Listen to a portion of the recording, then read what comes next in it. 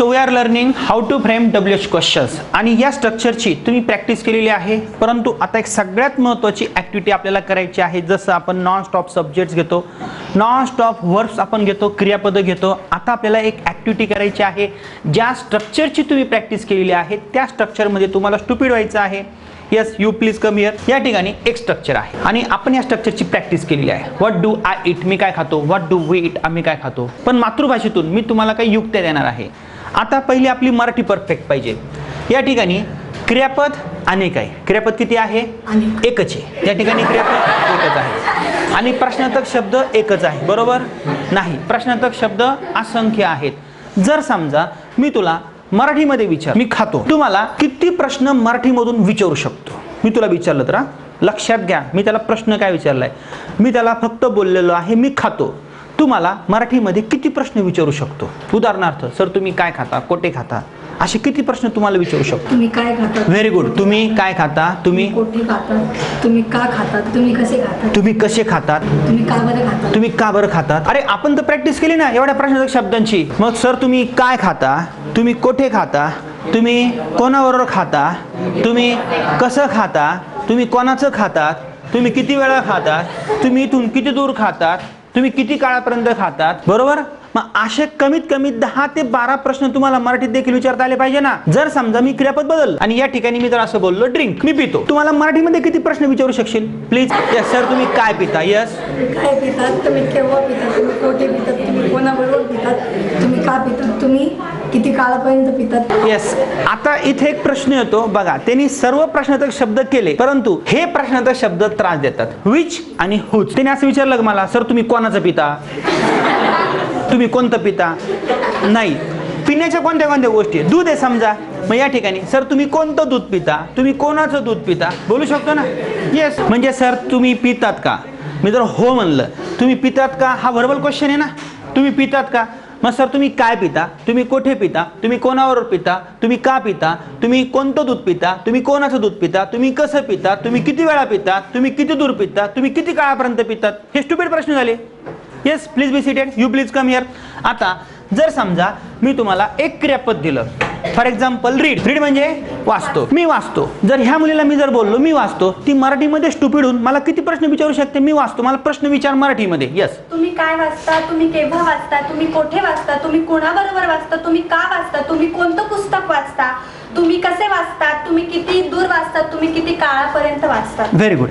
तुम्ही कोणाचं पुस्तक वाचतात, कोणतं पुस्तक आणि कोणाचं पुस्तक.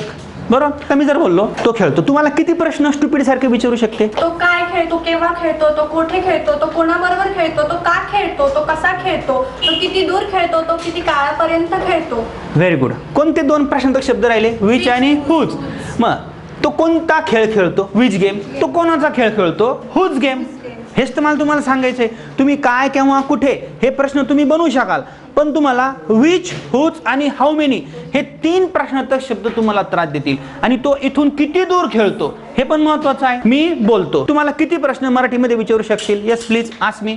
तुम्ही काय बोलता, तुम्ही केव्हा बोलता, तुम्ही कोठे बोलतात, तुम्ही कोणाबरोबर बोलतात, तुम्ही का बोलतात, तुम्ही कसं बोलतात, तुम्ही कोणासोबत बोलतात, तुम्ही कसे बोलतात, तुम्ही किती दूर बोलतात, तुम्ही किती काळापर्यंत बोलतात. आणि तुम्ही कोणती भाषा बोलतात, तुम्ही कोणाची भाषा बोलतात. 2 किंवा 3 प्रश्नार्थक शब्द तुम्हाला नेहमी त्रास देतात. कोणते कोणते, विच, हुज आणि how many. Yes please be seated.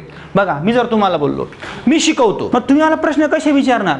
Sir तुम्ही काय शिकवता, तुम्ही केव्हा शिकवता, तुम्ही कसं शिकवता, तुम्ही कोणाला शिकवता, तुम्ही कोठे शिकवता. हां, पण तुम्ही कोणता विषय शिकवता, तुम्ही कोणाचा विषय शिकवतात, तुम्ही किती विषय शिकवता, तुम्ही किती काळापर्यंत शिकवतात आणि तुम्ही इथून किती दूर शिकवता. अहो हेच तर इंग्लिशमध्ये करायचं आहे ना आपल्याला. जर मी तुम्हाला बोललो ए डू यू ईट, तू खातो का, आणि जर तुझं उत्तर आलं येस सर आय ईट, मी लगेच सुरू करणार आहे. What do you eat, when do you eat, why do you eat, with whom do you eat, which mango do you eat, whose mango do you eat, how far do you eat and how long do you eat. मी जर तुम्हाला विचारलं ए do you read, आणि जर तुमचं उत्तर मला येसने आलं, तुम्ही काय वाचता, तुम्ही कोठे वाचतात, हेच प्रश्न मी ट्रान्सलेट करणार आहे. What do you read, when do you read, where do you read, with whom do you read, why do you read, which book, do you read, which newspaper do you read, असं तुम्ही बोलू शकता की नाही. त्यानंतर whose newspaper do you read, how do you read, how many newspapers किंवा how many books do you read and how far do you read, how long do you read. मग हे प्रश्न जर तुम्हाला मराठीमध्ये विचारता येत असतील तर तुम्ही इंग्लिशमध्ये विचारू शकता का मला. येस, तू पुन्हा इकडे ये आणि आता लक्षात घ्या, आता मी जर इले विचारलं मला फक्त इंग्लिशमध्ये तू प्रश्न बनवून दे. मी जर बोललो आय इट, आता तुम्हाला इंग्लिशमध्ये किती प्रश्न विचारू शकतो. What do you read, when do you read, where do you read, with whom do you read, why do you read, which newspaper do you read, whose newspaper do you read, how do you read, how many books do you read, how far do you read, how long do you read. सोपं आहे.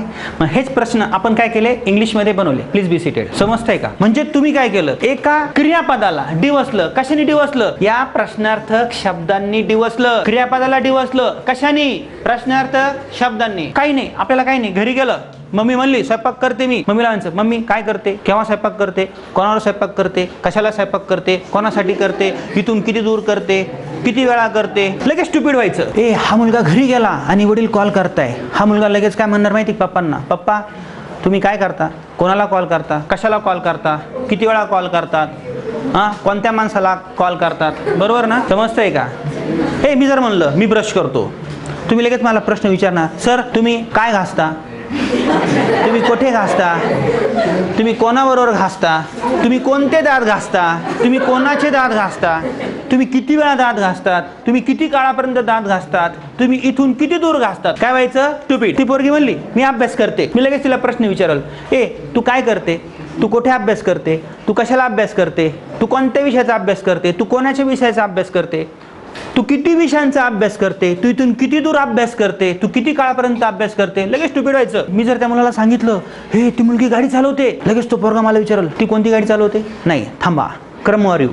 ती काय चालवते, sir ती काय चालवते, ती कुठे चालवते, ती का चालवते, ती कोणाबरोबर चालवते, ती कोणती कार चालवते, ती कोणाची कार चालवते, ती किती कार चालवते, ती किती काळापर्यंत चालवते आणि ती इथून किती दूर चालवते.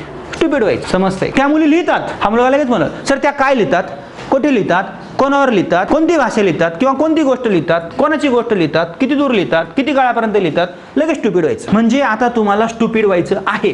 आता तुम्ही स्पीकिंगचा क्लास लावलेला आहे, अजून तुमचा स्पीकिंगचा कोर्स सुरू झालेला नाही. शहरचा माणूस आला आणि याला जर विचारलं का रे सांग तू स्पीकिंगचा क्लास लावतो, तुला काही बोलता येतं का, ते लगेच सुरू करायचं. Do get up, when do get up, how do get up, with whom do get up, how do get up, how far do get up, do brush, what do you brush, when do you brush, how do you brush, with whom do you brush, which teeth do you brush, whose teeth do you brush, how far do you brush. Stupid करून टाकायचं. लगेच त्याला प्रश्न विचारायला सुरुवात करा. कारण लहान असताना आपण असंच बोलायला शिकलेलो आहे. आपण स्टुपिड ॲक्टिव्हिटीज करून स्टेप बाय स्टेप पुढे जाणार आहे. जे तुम्हाला मराठीमध्ये येतं तेच तुम्हाला इंग्लिशमध्ये बोलायचं आहे. प्रत्येक वेळेस हे प्रश्नार्थक शब्द तुम्ही बघून बोलणार नाही, समोरच्याला प्रश्न विचारणार नाही. जर समजा मला कोणाशी संभाषण करायला जायचं आहे, या मुलीबरोबर संभाषण करायला जायचंय, मी ते प्रश्नार्थक शब्द घेऊन जाणार नाही. हे what do you study, Wien do you study असं बघून बोलणार नाही. चटकन ते डोक्यामध्ये आलं पाहिजे. काय, कधी, केव्हा, कुठं, कसं, कोणाचं, किती वेळा, किती दूर, किती लांब, पटपट आलं पाहिजे. मी टीव्ही बघतो, लगेच तुम्हाला प्रश्न बनवता आले पाहिजे. सर तुम्ही केव्हा टीव्ही बघता, का टीव्ही बघता, कोणाबरोबर बघता, कोणती सिरियल बघता, कोणाची सिरियल बघतात, किती दूर बघतात, किती काळापर्यंत बघतात, पटपट पटपट आलं पाहिजे. हेच तर डोक्यात घ्यायचं आहे. मग हे जर तुम्हाला मराठीमध्ये आलं तर इंग्लिशमध्ये लगेच येणार आहे ना. Yes or no. येस. मग ही स्टुपिडिटी, हा मूर्खपणा प्रथम तुमच्यात आणावं लागेल. मग कशाने डिवचायचं आहे, क्रियापदाला प्रश्नार्थक शब्दांनी काय करायचंय, डिवचायचंय आणि प्रश्न बनवायचे आहेत. आणि 3 प्रश्न तुम्हाला त्रास देणार आहेत. ते कोणते कोणते आहेत, विच, हुज आणि हाऊ मेनी. सोपं आहे. मग ही प्रॅक्टिस तुम्हाला करायची आहे.